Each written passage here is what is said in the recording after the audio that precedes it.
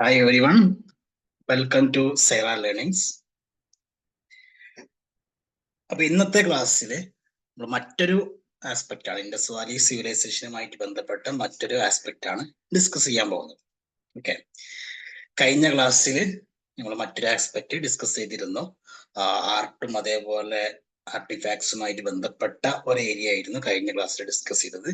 പക്ഷെ ഈ ക്ലാസ്സിൽ ഇൻഡസ് വാലി സിവിലൈസേഷനുമായിട്ട് ബന്ധപ്പെട്ട തിയറികൾ, പല രീതിയിലുള്ള തിയറികളുണ്ട്. ആ തിയറികളെ ഒരു രത്നച്ചുരുക്കമാണ് ഈ ഒരു ക്ലാസ് എന്ന് പറയുന്നത്. ഒരുപാട് ചോദ്യങ്ങളിൽ ആവർത്തിച്ച് വന്നിട്ടുള്ള ഒരു ഏരിയ ആണ്.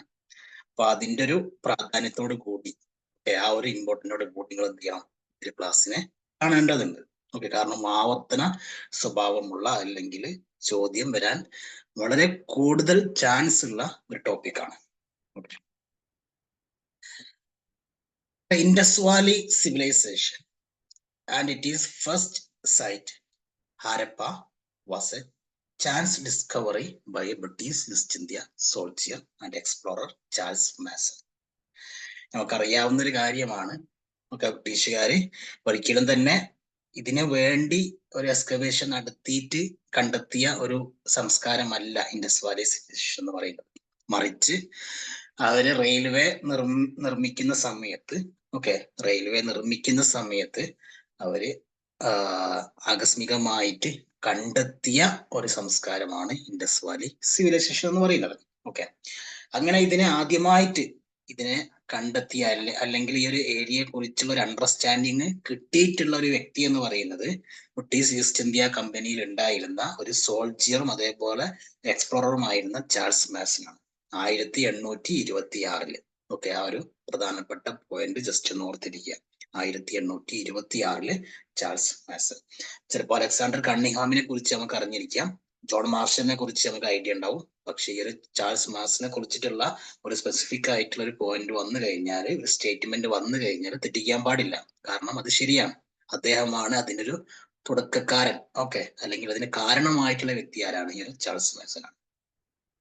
ഇതിനെ തുടർന്ന് അലക്സാണ്ടർ കണ്ണിഹാം അദ്ദേഹം ആദ്യം first as A military engineer, military engineer എന്നുള്ള രീതിയിൽ ആദ്യം ഈ ഒരു പ്രദേശത്ത് പഠനം നടത്തുന്നുണ്ട്. അതിനുശേഷം and second as the director general of S I. പിന്നീട് അദ്ദേഹം ആർക്കിയോളജിക്കൽ സർവേ ഓഫ് ഇന്ത്യയുടെ ഡയറക്ടർ ജനറൽ ആവുന്നുണ്ട്. അങ്ങനെയും അദ്ദേഹം ഈ ഒരു ഏരിയയെ കുറിച്ച് പഠിക്കുന്നുണ്ട്.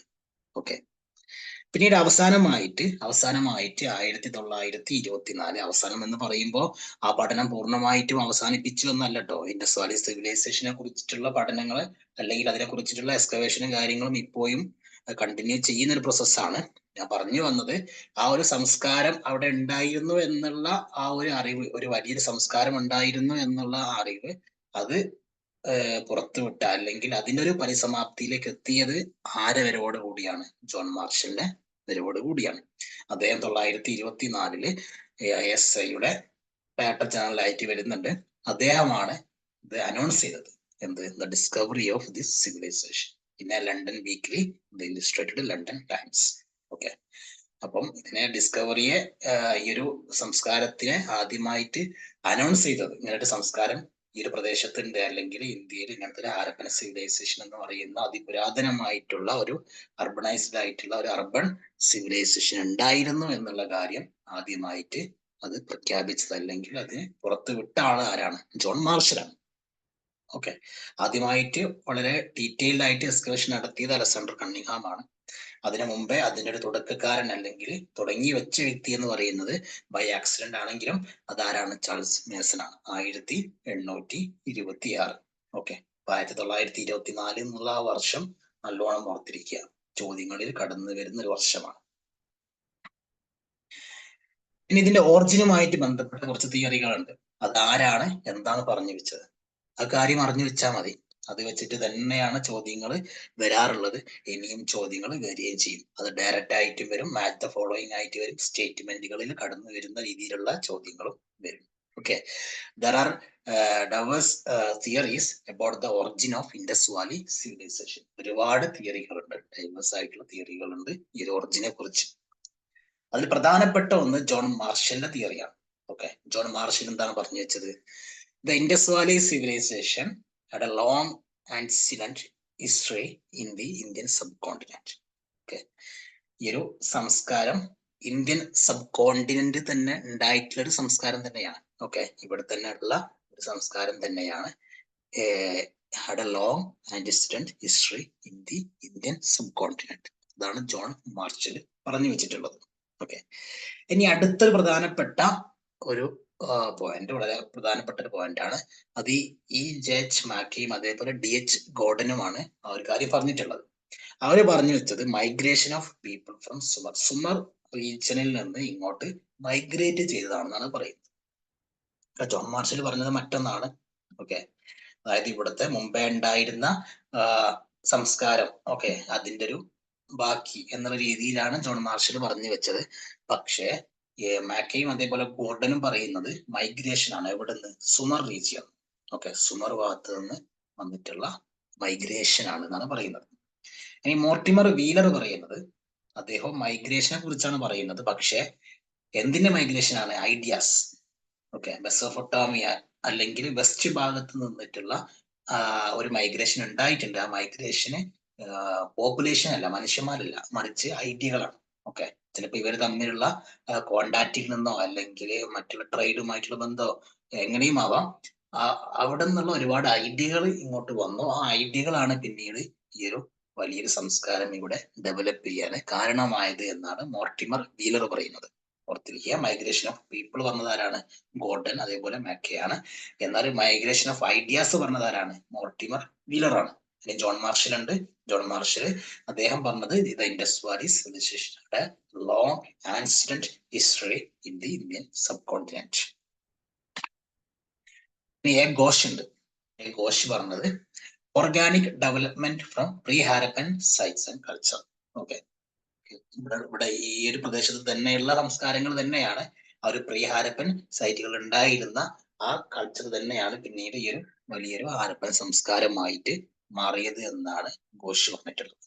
ഓക്കെ, ലാംബർട്ട് കർലോസ്കി ഇവര് പറഞ്ഞിട്ടുള്ളത് emergence of and early urban interactions between Turkmenistan. Okay, Turkmenistan റീജിയനിൽ നിന്നിട്ടുള്ള ആ ഒരു ഇന്ററാക്ഷൻ, ആ പ്രദേശവുമായിട്ടുള്ള ഇന്ററാക്ഷൻ ആണ് ഇതിന് കാരണമായത് എന്നാണ് ഇവർ പറഞ്ഞു വെക്കുന്നത്. അല്ലെങ്കിൽ ആണ് സൗത്ത് അഫ്ഗാനിസ്ഥാൻ. ഓക്കെ, ഏകദേശം 3000 BC കാലഘട്ടത്തില് ഈ ഒരു പ്രദേശത്ത് നിന്നിട്ടുള്ള സംസ്കാരം അല്ലെങ്കിൽ ഈ ഒരു പ്രദേശത്ത് നിന്നിട്ടുള്ള ആ ഒരു അർബൻ ഇന്ററാക്ഷൻ ആണ് ഈ ഒരു സംസ്കാരത്തിന്റെ വളർച്ചയ്ക്ക് കാരണമായത് എന്നാണ് കർലോസ്കിയും അതേപോലെ ലാംബർക്കും പറഞ്ഞു വെക്കുന്നത്. ഇനി ഷിറിൻ ഡെറ്റ്നാഗർ ഉണ്ട്. ഷിറിൻ ഡെറ്റ്നാഗർ പറയുന്നത് ഇൻഡോ മെസോപ്പൊട്ടാമിക് ട്രേഡാണ് ഇതിന് കാരണമായത്. ഇതൊക്കെ പരസ്പരം കണക്ട് ചെയ്ത് പോകുന്ന ഓരോരോ കാരണങ്ങളാട്ടോ. പക്ഷെ അത് അങ്ങനെ തന്നെ എടുത്ത് ചോദിക്കുന്ന സമയത്ത് അത് ആര് പറഞ്ഞു എന്ന് കണ്ടെത്തേണ്ടത് നമ്മുടെ ഉത്തരവാദിത്തമായി പോയി. അതുകൊണ്ടാണ് ഇങ്ങനെ തന്നെ മനസ്സിലാക്കി വെക്കണം. ഓക്കെ, അതൊക്കെ പരസ്പരം കണക്ട് ചെയ്ത് കിടക്കുന്നതാണ്. നേരത്തെ ഓൾറെഡി ട്രേഡിന്റെ കാര്യം പറഞ്ഞിട്ടുണ്ട്. ഏകദേശം ഐഡിയാസ് ഫ്രം മെസോപ്പൊട്ടാമിയ. അതിനർത്ഥം എന്താണ്? അവർക്ക് ട്രേഡ് കണക്ഷൻ ഉണ്ടാവും. ആ ട്രേഡ് കണക്ഷനിൽ നിന്നായിരിക്കാം ഈ ഒരു ഐഡിയ കാര്യങ്ങളൊക്കെ ഇങ്ങനെ എത്തിയിട്ടുണ്ടാവുക. ഓക്കെ, അതിന്റെ മറ്റൊരു രീതിയിലുള്ള ഒരു എക്സ്പ്ലനേഷൻ ആണ് ഷിറിൻ ഡെറ്റ്നാഗർ പറഞ്ഞിട്ടുള്ളത്. ഇനി റൈമൺ ആൻഡ് ബ്രിഡ്ജറ്റ് ആൽച്ചിൻ പറഞ്ഞിട്ടുള്ളത് കൾച്ചറൽ കൺവർജൻസ്. ഓക്കെ, ഇവിടെ ഒരുപാട് ചെറിയ ചെറിയ കൾച്ചറുകൾ ഉണ്ടായിരുന്നു. അതെല്ലാം കൂടിയും ഈ ഇന്ത്യയിൽ തന്നെ കേട്ടോ, അതെല്ലാം കൂടി എന്ത് ചെയ്തു? ഒരുമിച്ച് കൂടി അങ്ങനെ വലിയ സംസ്കാരമായിട്ട് മാറി എന്നാണ് റൈമൺ ആൻഡ് ബ്രിഡ്ജറ്റ് ആൽച്ചിൻ ഓക്കെ അവർ പറഞ്ഞു വെച്ചിട്ടുള്ളത്. അപ്പൊ ഓർത്തിരിക്കുക, ഇത് ഒറിജിനുമായിട്ട് ബന്ധപ്പെട്ട തിയറികളാണ്. ഒരുപാട് തിയറീസ് ഉണ്ട് ഒറിജിനുമായിട്ട് ബന്ധപ്പെട്ട്. ജോൺ മാർഷൽ പറഞ്ഞ തിയറി ഉണ്ട്, ഈ ജെ.എച്ച്. മാക്കെ ആൻഡ് ഡി.എച്ച്. ഗോർഡൻ പറഞ്ഞ തിയറി ഉണ്ട്, മോർട്ടിമർ വീലർ പറഞ്ഞ തിയറി ഉണ്ട്. ഓക്കെ, അതിന്റെ കൂടെ തന്നെ ഘോഷ് ഉണ്ട്, ലാംബർട്ട് ഉണ്ട്, കർലോസ്കി ഉണ്ട്, ഷിറിൻ ഡെറ്റ്നാഗർ ഉണ്ട്, റൈമണ്ട് ആൻഡ് ബ്രിഡ്ജറ്റ് ആൽച്ചിൻ ഉണ്ട്.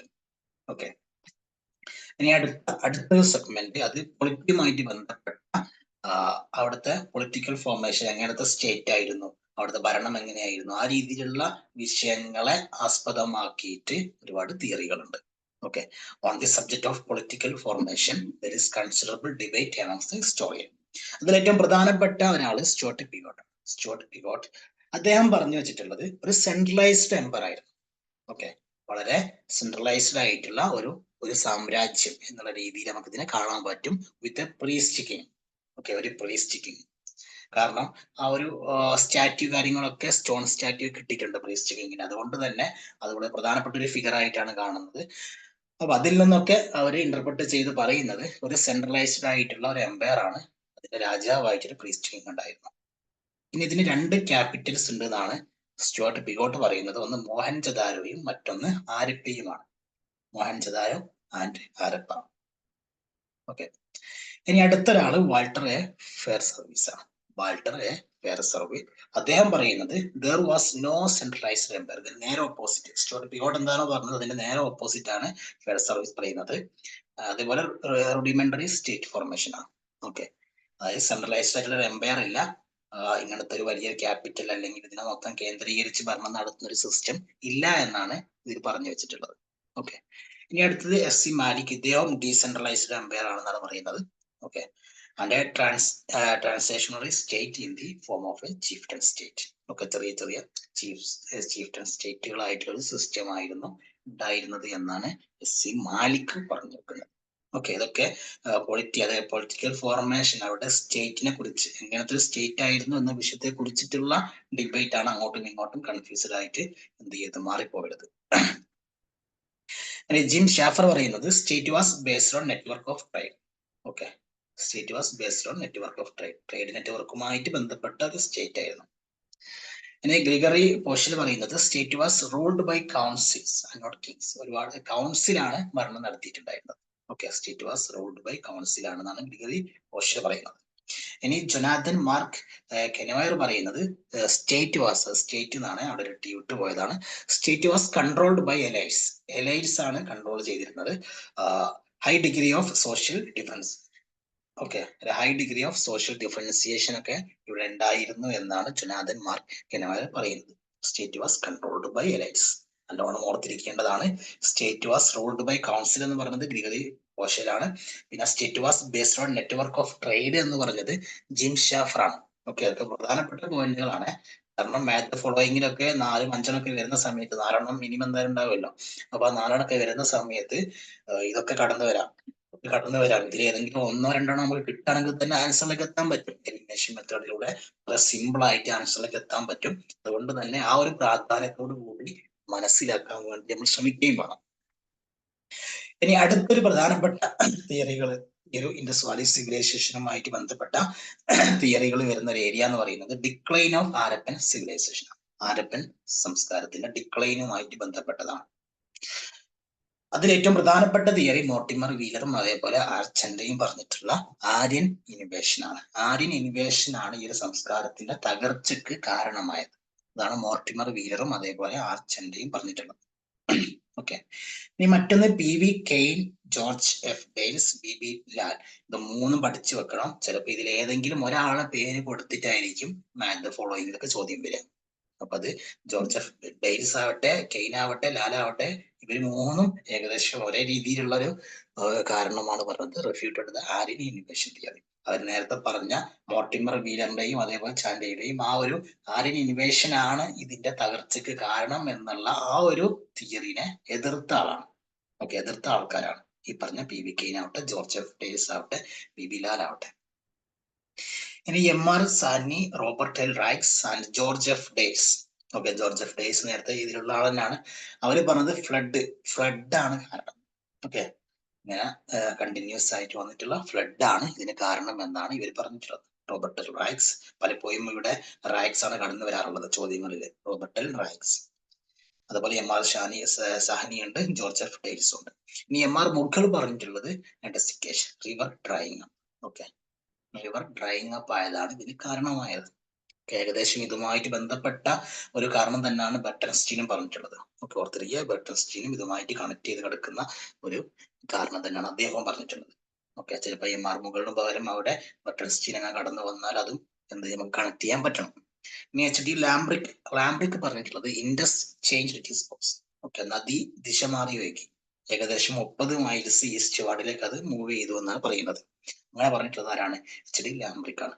ദിശ മാറിയത് ആർക്കാണ്? HD ലാംബ്രിക്കിനാണ് ദിശ മാറിപ്പോയത് കേട്ടോ. കണക്ട് ചെയ്ത് വെക്കാം.